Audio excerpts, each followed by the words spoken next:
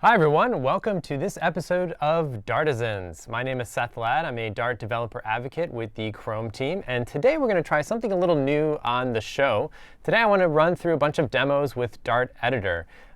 We featured the Dart Editor back in one of our first Dartisans almost a year ago, and a lot has changed since then. So if you haven't seen Dart Editor in a while, or you saw it almost a year ago, today is the show for you. We're going to run through how to download, how to load up files, and all of the great features of Dart Editor that helps you scale from small scripts all the way to large apps with, say, hundreds of thousands of lines of code and maybe 100 developers on your team. And so with that, let's jump to the screen and go to a bunch of demos. First thing to note is that it's very easy to get started with Dart Editor. The nice thing about this editor is there's really no installation process. And so you can just download the zip file, unzip it, and you're off and running. To grab the zip file, go over to dartlang.org. You'll see up at the top a list of tools, and of course, jump to the editor. Now, we're auto-selecting which editor for you based on your operating system, and the editor does work on Linux, Mac, and Windows. And so here I'm on a Mac. Now, I'm not actually going to download it today, but you can see right here at the top there's a blue button for Download Dart Editor. Again, it's a standalone install, very, very simple, so it's very easy to get started. So we're going to use the magic of television, and voila, our editor is now installed. So it's important to note there's a couple of different versions of the editor we have out there. We have weekly versions and nightly versions. Now, I recommend running the weeklies, or what they call the integration builds. These come out about every week, and they're tested by the editor team. And that's, I believe, the best place for you. If you like living on the edge, we do have nightly builds. Those are kicked off by build bots we have. There's not a lot of testing there, but if there's some particular bug that you critically need fixed and it might have gotten in the previous day, you can try the nightlies. But I recommend the weekly or integration builds. The editor does have auto-update features now, which is really nice. You can optionally opt in to auto-updates, and it will download in the background and then give you a nice little hint that it's time to restart your editor. And so for the past month or two, I've just been running on auto-update and just living on whatever the latest weekly is, which is nice. So let's go and actually see Dart Editor in action. So once you have it installed, which again is just unzipping a zip file, you're presented with a welcome screen. And this is really nice because it helps you just ease into Dart. And I'm going to show a couple features here in the welcome screen. Right here, you can create applications or open existing code. We also have helpful links around the documentation or tutorials or the O'Reilly book that we just published. And my favorite are these sample applications down here. And we'll get to these in a minute, but you can see we have a bunch of different samples showing off different bits and parts of either HTML5 and or Dart code, and they just load up into your editor, and so you can start playing with them. And it's non-destructive, and so we really want you to try these samples, play with the code, and see what you can do. So let's go ahead and jump in here. On the left, we have the Files view. The Files view is a way to think about your Dart applications as directories. Dart applications are really scripts that link to other scripts and other libraries, and so you don't have this heavyweight concept of a project in Dart Editor. You just have the directory that you happen to open, which contains any number of files like Dart files, HTML files, CSS files, etc. So it's a very lightweight way to interact with your projects. I typically think of one project per directory. Let's go ahead and get rid of this here. Let's load up one of the easiest samples to check out, which is the clock sample. So by clicking on clock from the welcome screen, you can see that it creates a copy of that code on my files view, and then immediately opens the files in the editor itself. So just quickly now, you probably want to run it. Well, when you open up the clock folder here in the files view, you'll see that we have CSS files, HTML files, and Dart files. So let's run the actual application. You can run it by right-clicking on the main Dart file and choosing Run in Dartium or Run as JavaScript. Now, the quickest way to run your applications in the editor is Run as Dartium. Dartium is a build of Chromium with the Dart virtual machine embedded inside. So just like normal web programming, where you can just edit a few files and hit reload, where reload is acting as your compiler, we can get that same very fast iterative development cycle with Dartium and the virtual machine. That means there's no compilation step. So let's go ahead and run in Dartium.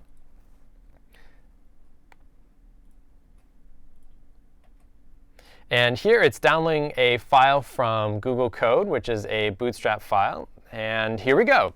So this is actual Dart code running in a Dart virtual machine inside a custom build of Chromium. So this is a pretty cool demo.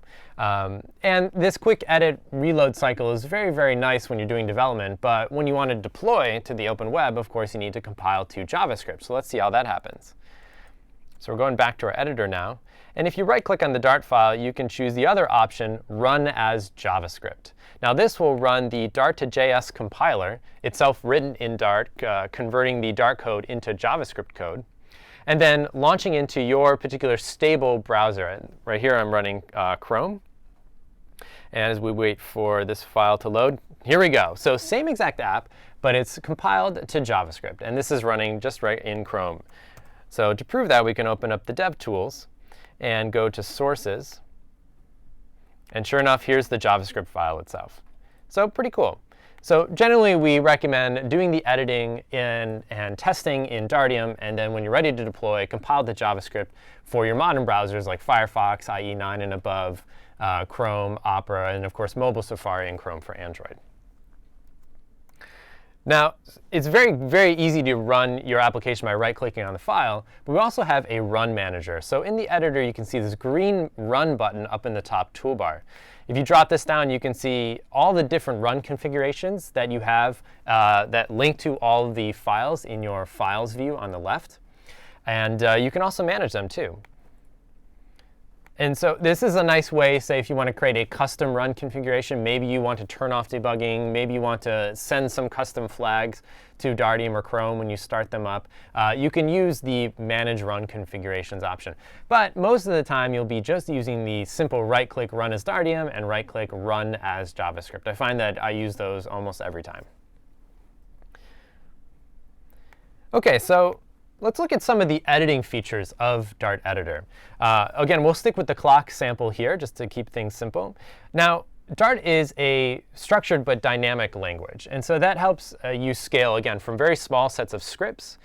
Maybe you don't even use a class, all the way up to hundreds of thousands of lines of code. And on that journey, as you scale, you're going to be encountering more lines of code, more libraries, and more developers. And to compensate for the added complexity, it's nice to have tools that help you navigate and work your way through the code. So let's show some of the features of Dart Editor that helps us scale up in terms of lines of code and number of developers. Probably the one that most people are used to is the code completion. Now, as projects grow, you can't keep all the libraries and features and functionalities in your head at all times. And so it's nice to have an editor to give you that assistance as you go. And so code completion can help you do that. So by typing a, say, variable name and hitting dot, the editor will say, OK, well, I know what type this variable is. And in most cases, it does. And he'll give you then all the methods you can call on that variable. And so for here, on the window object, which just comes from HTML5, you can see all the different options now. So this is really nice. So again, if you are not entirely familiar with an API and you want to explore, code completion can really, really help you. See, for here, it reduces the options as you go, and very, very helpful. OK. So I really like code completion. Another really nice feature is the outline. Again, it's about helping you not have to keep the entire program structure in your head. Your tool should be able to help you with this. And so one way is to conceptualize what is the outline of the files that I'm looking at. So if you go up to Tools and you show the outline view, and here I'll just drag this up here. You can see here it's an outline of the file that I have open. And so it shows you the class. It shows you the static members of that class. It shows you the fields and the methods. And so this is a nice way, especially if we're working with very large files, to be able to navigate those files very quickly if you know the name of one of the methods, or if you're just curious in what's the structure of this file. So of course, if you click one of the items in the outline on the left, it will jump you directly to that location on the right. So again, just trying to help you navigate that code easily. Speaking about navigation, a common question when you're dealing with large amounts of code, or even just acclimating to new projects, is who's using this code? Or does this code call out, or who calls this code? Well, the editor can help you with that as well. So here, let's just use this tick method here. My question here is, does anyone call tick? What is this used for? So you can right-click on this, and a bunch of options show up. Find references, find callers. So I'm interested, does anyone call this method? So by choosing Find Callers and scrolling down to the bottom, you can see the Callers view. And sure enough, there seems to be two places that uses this tick method, both in this class. And I can just click on these, and it takes me right to them. So this is, again, really helpful for navigating your code, but also really helpful when you want to know, is this code safe for deletion? Certainly, the best thing as developers we can do is delete code. That's always more fun than writing code. And it's imperative to know, is this code safe to delete? So I use the find callers to help me understand, is this dead code out there? Let's look at a couple other navigation features in the Dart editor as well. Well, let's look at the opposite direction. So let's say I'm looking here at window request animation frame tick. And I'm wondering, well, what is this tick thing? Is it a variable? Is it a method? Who declares it? Who defines it? Well, you can go the opposite way from find callers. You can open declaration. And that will jump you to where that variable or method is defined. And of course, it's right here in tick. So really, really helpful for navigating your code. Now, of course, this is just a simple demo application. Does this really work when you have, say, hundreds of thousands of lines of code? Well, to show that, let's jump to one of our more complex Dart projects, which is the Dart2JS compiler. This itself is written in Dart, and it converts Dart code into modern JavaScript to run on all modern browsers. And this is a lot of code, and I'm not exactly familiar with this project at all. But I want to show you how, say, you can load up and easily and quickly navigate something that you've never seen before. So I'm just going to pick a random file here from the, this is the Dart2JS project here. This is the compiler. Again, I've never seen this code here before. But one of the things I'm kind of curious about is this tree element. So what is that? So I can right-click on that, open declaration, and boom, in a whole other file, in a mix, the hundreds of files and hundreds of thousands of lines of code, the Dart editor immediately pops open the definition of tree elements. So that's really useful. And I might say, oh, OK, this is kind of interesting. Get selector. I wonder who calls this. So again, I can find callers. And sure enough, there's a lot of code that calls that. And I can double click from the callers view, and it jumps me right to the usage of that method. Now, again, this is scanning hundreds of thousands of lines of code, hundreds of files. And it's almost instantaneous. So really, really nice for acclimating to new projects. OK. So there's more features there for navigation, but hopefully that gives you a sense of how you can jump around your projects with Dart editor. Now, I want to talk about some of the feedback that Dart editor can provide.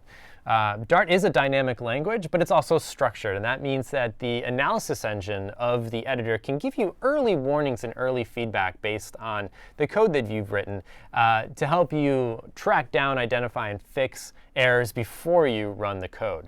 And this is, again, it's so important when you have to deal with huge amounts of code that maybe the unit tests take minutes and minutes to run, or you just want to work in one little file here and just play around with the changes here. You really, really appreciate that instant feedback that these editor tools can give you.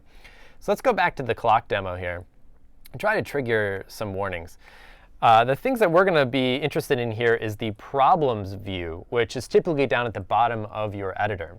Now, this is going to list all the warnings and errors across all the different projects. And you can see here that there's a lot of different problems going on in projects that I'm not that interested in. So I'm going to right-click on my files view on the individual folders here, and I'm going to choose Don't Analyze. Now, that's going to tell the editor, hey, don't worry about analyzing or peering too deeply into the files in here. I'm not that interested in this right now.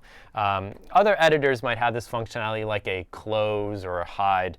And as you can see, as I tell the editor, don't analyze this stuff, my problems view is getting reduced, which is good because I want to just focus on one particular project here to show you. So I'm just about turning off all the. There you go. So I have an empty problems view. which is good because now I'm going to introduce some problems for us.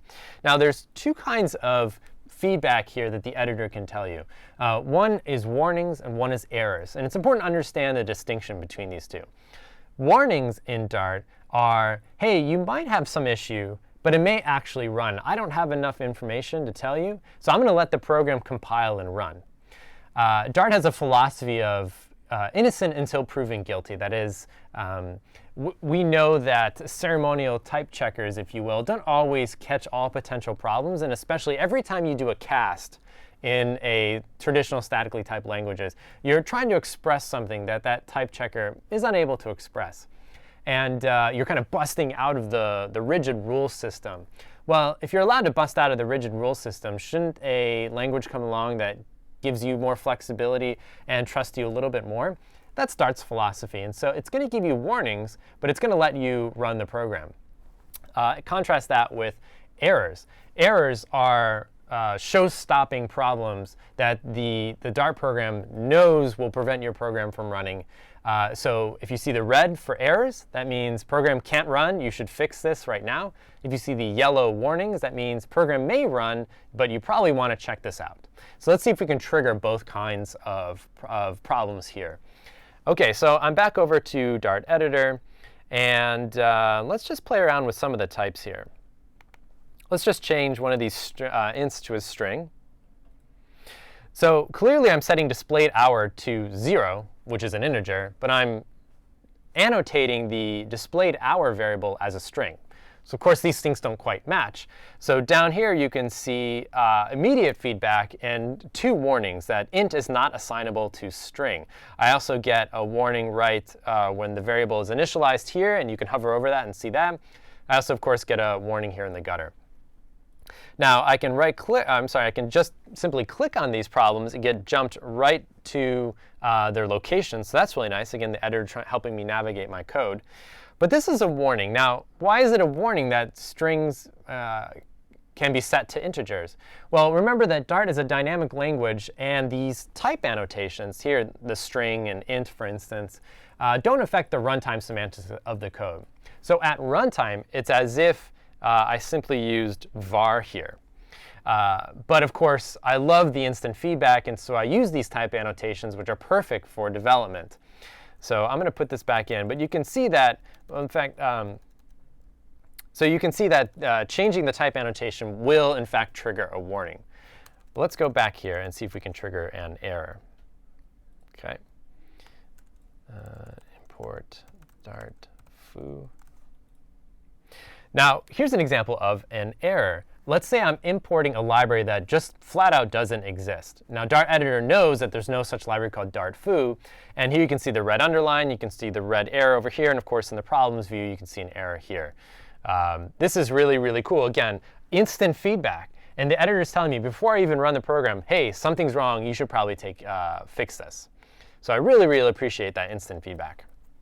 So that's a little bit about warnings and errors.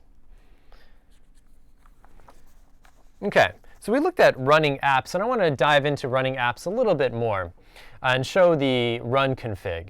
So let's go to here. And let's go manage launches, and we're going to manage the launch for this. We'll manage launch for clock.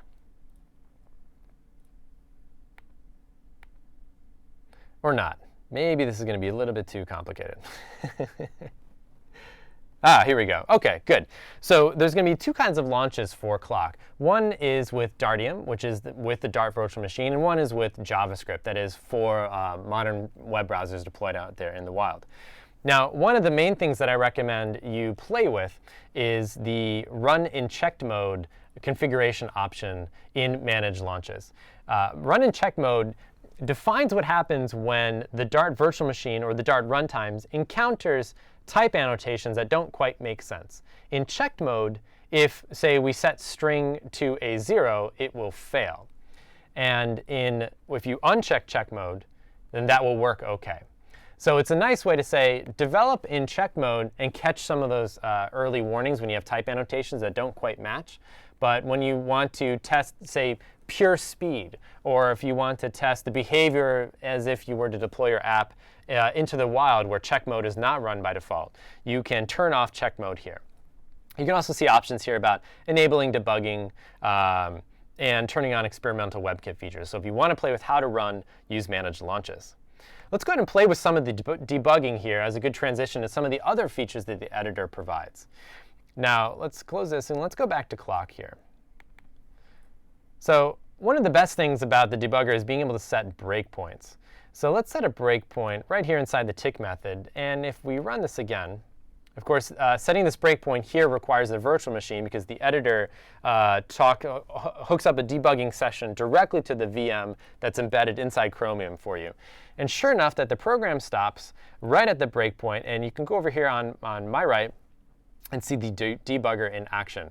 So standard debugging features here, useful and familiar to people who like their Eclipses and IntelliJs and Visual Studios. We have this in Dart Editor. You can browse variables, you can walk the stack, you can even jump over and jump into methods and functions. All this functionality is available. And you can see here that this is a live debugging session with what's inside Dartium. So here the program is paused, of course, because we're in a debugging session. If I hit run here, or I turn off the breakpoint and then hit run, of course, the program's running again. So this is really, really good to help you track down bugs, or you want to know the state of your variables. You can do this live without ever leaving your editor and while you're controlling the running program in Dartium, which I think is really, really cool. OK, so as the program grows in lines of code and complexity, you want to maintain it. And to maintain it, you often have to move code around, or you have to clean up old code, or you have to, say, rename variable names that don't really make sense anymore. And to do that, the technique is called refactoring, which changes the structure of the code without changing the behavior. And this is a common technique as you evolve over time. Now, the Dart editor has some refactorings built in. One of my favorite is the rename refactoring. Let's do this now. Let's say, for instance, that this time variable name here is maybe not as clear as it could be. And so I want to rename this. Now, you could do a global search and replace, of course, but that can catch usages of the word time that aren't directly related to this particular rename. Now, because Dart is a structured language, the editor can statically analyze the code structure and help you refactor cleanly and safely. So let's right-click on this variable name time, and you can see, let's see here, rename and timestamp. And I can change the name of this in real time. Dart editor is renaming my variables for me on the fly, safely for me. So this is the kind of things that I want my editor to do. Like, I don't want to have to use grep to do refactorings. And I don't want to have to do complicated searches across all my code to find out who uses the code. The editor is doing this stuff for me, so I can actually focus on solving real business problems, not managing complex code bases. So I really, really appreciate that. The editor has other refactoring features like inlining of functions or others. And so experiment and play around and see how it can help you manage your code. One other feature of the editor is its integration into the Dart ecosystem. So we've been playing a lot with the code here. But we also have other things like a package manager, which allows you to discover, install, and manage third-party dependencies. Most ecosystems have this. Ruby has gems, Python has eggs, Java has Maven. Dart has pub, the package manager. And the editor has pub integration or package management built right in for you. And so I want to show a demo of that. Let's go back to one of my favorite apps here, Cat Pick app. And we're going to turn the analyzer back on so you can see the errors that we have in the system. So here's the sample application that I have. Now, it uses 3 different packages. And I haven't run the package install process yet, because I wanted to show you what happens beforehand. So of course, I've got these errors. Now, how do I get these packages into my system? Well, I use a pubspec.yaml file, which declares the dependencies and where to find those dependencies. So here I've got 2 dependencies, each pointing to a GitHub repo. We also have a package hosting service at pub.dartlang.org, where you can find many third-party dependencies or third-party packages for you to use in your own app. Now, if we select the files directory here and go up to Tools and run pub install, that's going to parse the pubspec YAML file that I have for this particular project here. He's going to pull down, download, symlink, set everything else up for you. And then you can see here, oh, this is a little bug, but if we open it up again, then the errors are gone. And so that's nice. So you get a really nice, smooth integration with Pub, our package manager. And of course, if we run this now, you can see here, boom, cat pics, one of the best apps I have. So enjoy that. But of course, what's important here is that I only wrote about 7 lines of code to make this application work. I used third-party packages for the cat pics themselves, the simple widgets here, and the simple frame here. And each one of those was pulled from different packages. And because Dart is a structured language with first-class formal support for things like libraries and classes, you can actually have independent third-party authors all work together, and you as an application developer can integrate these things and have good certainty that they're all going to play nicely. So I really like the pub integration in the editor. So I should point out some of the customizations you can do in the editor. If you open up the preferences, as I've done here, you can see that we have, you can show line numbers, you can print the margins, enable code folding, excuse me. You can also manipulate the fonts here and dictate the behavior of errors and warnings. The point with this is, in the preferences, you have some nice control over the look and feel of the editor and the behavior of some of the editor features for you. You can also control the auto updates functionality as well. And so when you get the editor, everything's set to go, but know that you can tweak some of these features as well, which I like. OK, so that's a whirlwind tour of some of the features and functionality of the editor. We saw how easy it is to get started. You just open a zip file. Browsing around code and navigating code, especially code that's unfamiliar to you, is really easy with the outlines and the jump to definitions and jump to callers functionality. We saw debugging, setting breakpoints, and stepping through code. We saw launching apps both into Dartium, our version of Chromium with the Dart virtual machine, and compiling to JavaScript. We saw some of the customization features and the integration with some of the larger ecosystem of the Dart project. So hopefully this gives you a taste of what the editor can do. We should note that while this looks like Eclipse, this is a completely built from the ground up version of the editor. And so it's lightweight and streamlined. But if you like Eclipse, we have the equivalent functionality here as an Eclipse plugin. And the good folks at JetBrains also have a Dart plugin for their IntelliJ and WebStorm editor. And if rich editors aren't your bag, we also have plugins for Vim, Sublime, TextMake, and Emacs. And so hopefully you can find an editing experience that works well with you. No matter what you choose, we hope that you try and write Dart code, have fun with it, and really brought a scale from small scripts that use just functions to large apps that really deliver on the user expectations for modern, really cool HTML5 features. With that, we'd love to have a call for feedback. We have a Dart mailing list and Stack Overflow. And one of my favorite things in the editor is the send feedback button. This, do not be shy. Use this. Tell us what's working for you. What features do you need? What seems to be a bug? This goes straight to the editor team. And we take this stuff really seriously. And we really appreciate any feedback that you have. So with that, I think we're going to wrap up today's episode of Dartisans. And again, thank you very much for joining us. And see us next time in a couple weeks, where we're going to talk in depth about Dart and web components. And we're going to meet some of the godfather of web components and some of the engineers working on Dart web components, and give you a deep dive into Dart and web components. So thanks very much, and we'll see you next time on Dartisans.